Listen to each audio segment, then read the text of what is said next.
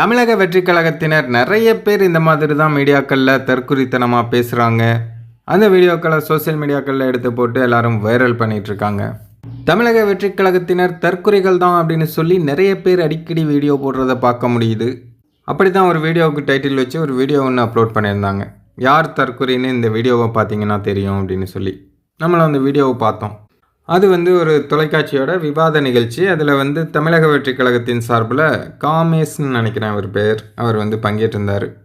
அவர் என்ன சொல்கிறாருன்னா, பிஎல்ஓன்னா இவங்க கட்சியில் இருந்து மட்டும்தான் ஆட்கள் போவாங்கன்னு நினச்சிட்ருக்காங்க, எங்கள் கட்சியில் இருந்து தான் போகிறாங்க அப்படின்னு சொல்லி அவர் பேசியிருக்காரு. அதாவது பிஎல்ஓ அப்படிங்கிறது அவர் கட்சிக்காரங்க அப்படின்னு நினச்சிக்கிட்டார் போல். அங்கே கட்சிக்காரங்க தான் இருப்பாங்க அப்படின்னு. அவருக்கு பிஎல்ஓனாலே யாருன்னு தெரியலை, கட்சிக்காரங்கன்னு நினச்சிட்ருக்காரு. பூத் லெவல் ஆஃபீஸருங்கிறது அவருக்கு தெரியுமா தெரியாதான்னு தெரில. இந்த மாதிரி தற்குறிகள் தான் நிறைய பேர் இருக்காங்க அப்படின்னு சொல்லிட்டு அவர் பேசியிருந்தார்.